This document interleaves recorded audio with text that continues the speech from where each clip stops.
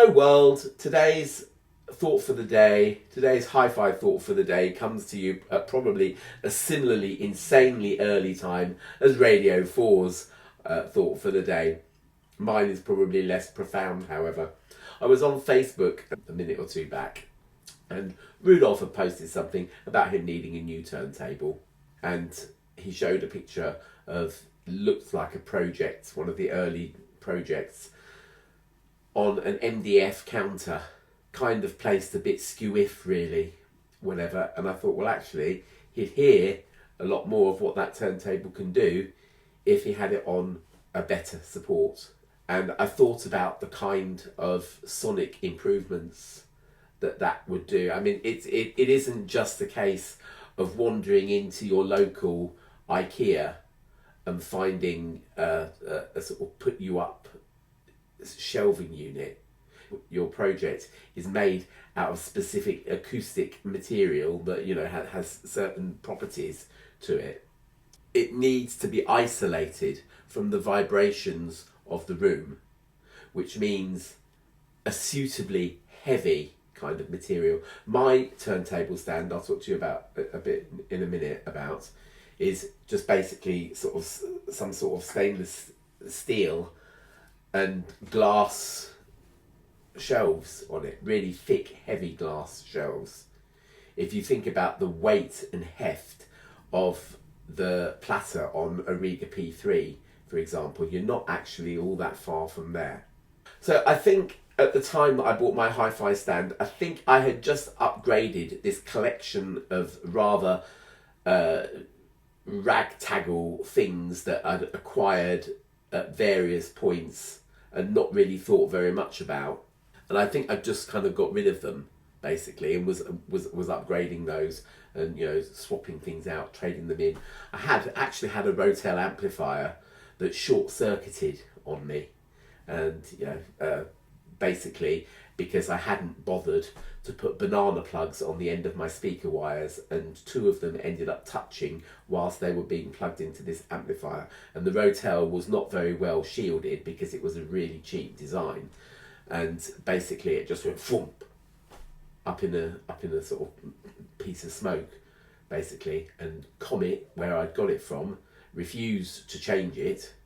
Me and my partner at the time both went in there and, you know, I stood my ground actually. I said, you're never going to be able to repair that. It's just gone up in smoke. And all I was doing was listening to it, and it suddenly just went whoomp. He went away, got his manager, had a little bit of an argument with him. My partner, bless him, he was just standing watching what was going on. And I felt like, you know, I feel like I'm being really grumpy and really mean, whatever. But eventually, you know, I stood my ground and I got a replacement for this thing there and then on the spot. And I thought, you know, he's going to really think, you know, he knew me very well at the time. I thought he's going to really think that I'm some kind of horrible person, whatever, for being so grumpy at the counter. And he said, you should have said that your 6-year-old niece was in the room at the time, and that if anything had happened to her, you'd be suing the arse off of them. So, which was true. It's true. She was. My little niece Heather. She was she was in the room, and suddenly this thing went whoop like that kind of thing. If she had been touching it, it probably would have cost them a lot of money. But anyway, that's kind of a by the by little story kind of thing. So I had this, you know, this sort of set of components, and I was gradually replacing them. And the thing that really sort of forced me to not have these things sort of sat on chairs and on floors and things, which is what they were at the time, was this Rega Planet CD player. And I thought, well, actually, if I put that on stands and on a proper stand, and I've got these speakers as well, these what were they, Ruark Epilog speakers. They were the first things that the Wharfdale 7.1s that I used to have, the Wharfdale Diamond 7.1s. They were the first to go, and in came these Ruarks.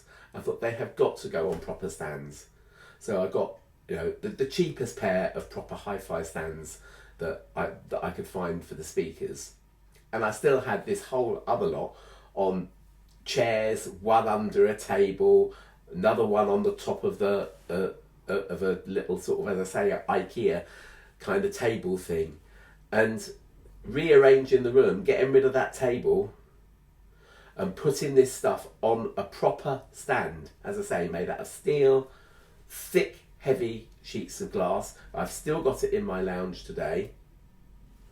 It was the best 250 quid that I've ever spent on hi-fi. Now, 250 quid is not to be sniffed at. I haven't got 250 quid today. If someone said you owe me 250 quid, I wouldn't even know where to turn to get it. So I'm not at any point here saying that, trivialising, money. But even back in 1999, that was still less than people would have spent on a piece of ordinary lounge furniture. It was still less than the Rega Planet CD player that was one of the next things after the Wharfdale Diamonds and were replaced with the Ruarks. I think that and the Luna amplifier came at more or less a very kind of similar time, within a few months of each other. I was working at the time, folks. Have you got a new CD player, Mark? Oh no, that's always been that one. That's how I used to live my life, folks. What happened? Getting the hi-fi off the floor, off the table, off the chair. Suddenly, the treble became crisp. Cymbals were no longer this splashy thing that just went shh, with no kind of sense of somebody hitting the cymbal and actually making a rhythm out of it. So, for example, think of Contusion on the Stevie Wonder Songs in the Key of Life album. And you can actually then start to sort out the fact that it's not only cymbals, it's a drum kit and a separate set of cymbals. So you've actually got two loads of cymbals going and you can sort them out. Bass becomes tuneful. Probably, one of the only times that I've ever been appreciative of Jamiroquai. Getting a song like Canned Heat on from Jamiroquai's album Synchronized. No longer was the bass this flabby thing that went vroom, vroom, vroom, vroom, vroom, but ended up, it actually had a tune to it. Actually really noticed the tune.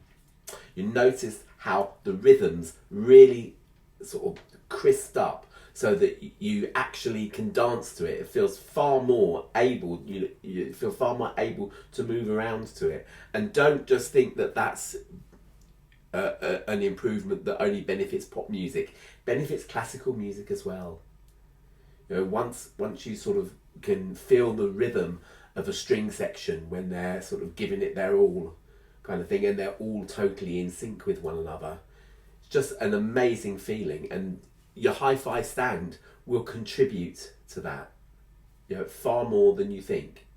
And I think, you have to actually go through the kind of hell moment, as it were, of, this ragtaggle mess to suddenly appreciate what hi-fi furniture is doing for you.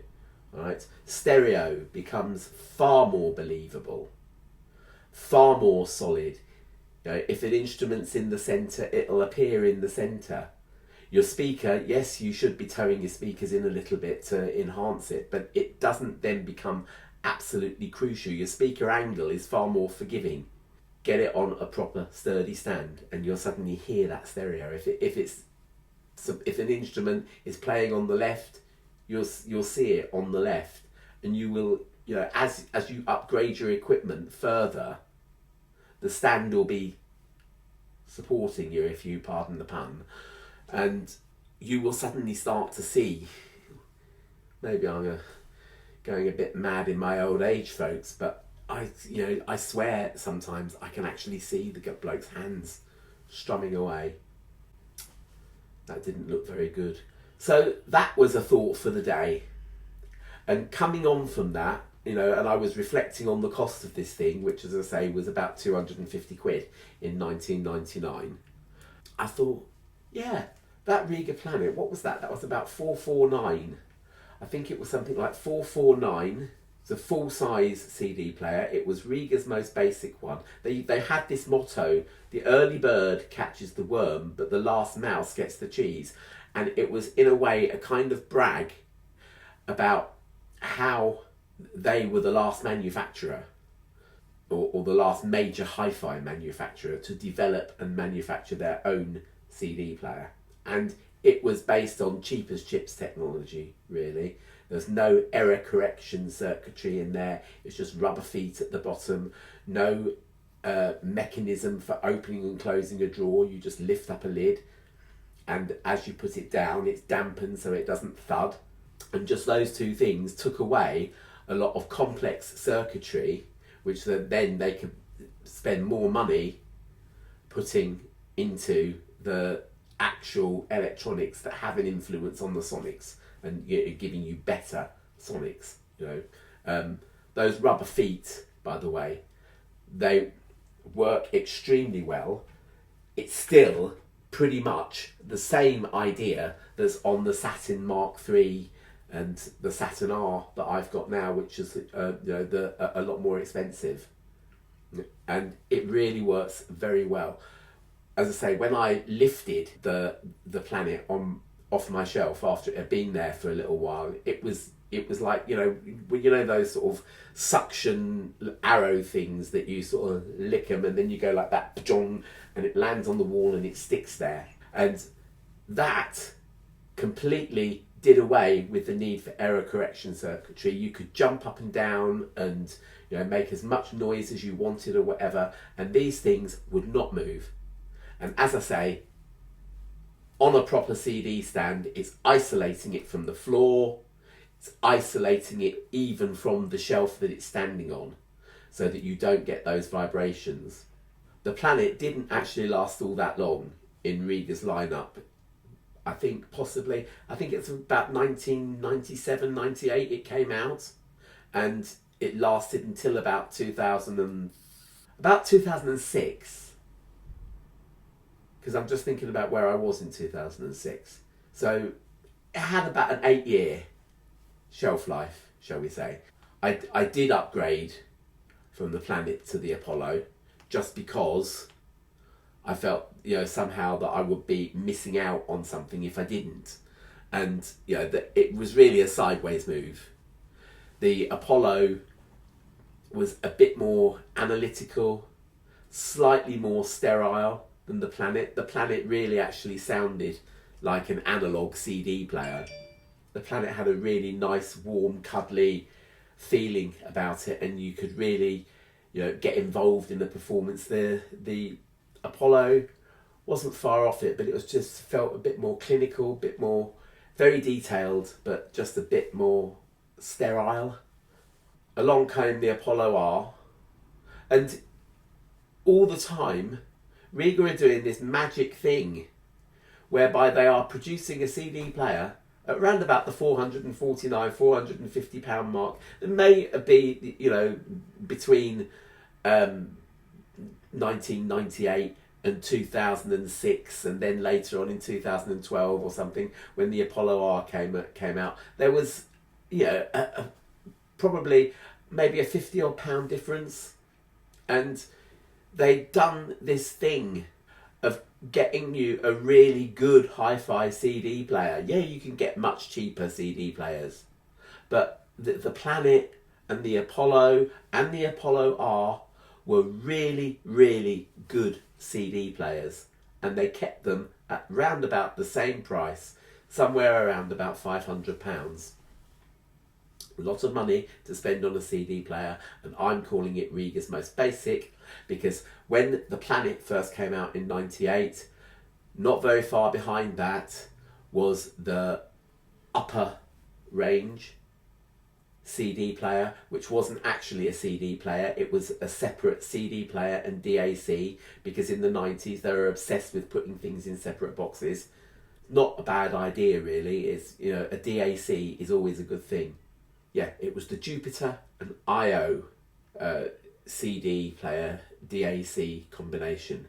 So, folks, I took my eye off Rega for a few moments a couple of weeks ago and was talking about what you needed to sell in order to get a gold or a silver or platinum sales, and how many clicks that translates into from streaming services. And what I said was that the tragic thing that Sony had totally abandoned the hi-fi market, or at least the hi-fi separates market.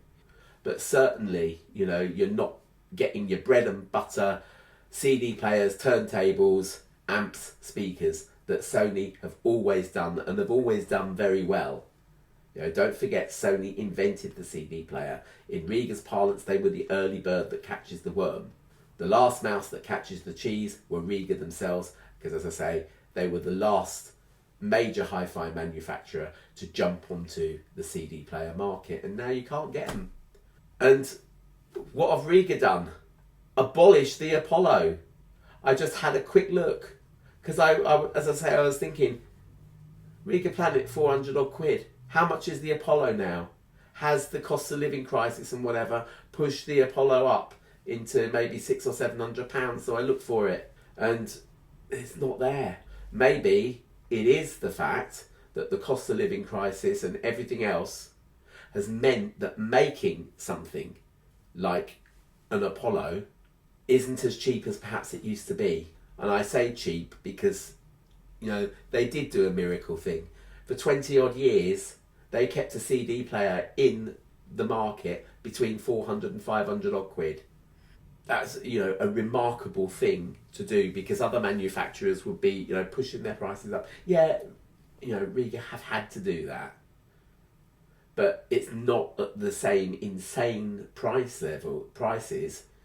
Hi-fi prices in general during the financial crisis of 2008, 2009 doubled, and Rega's didn't. And if there was a chance that they were going to have to increase the price of something, they'd find a way of making a cheaper version of the same thing. So, back in 2004, whatever, we didn't have a P1, for example.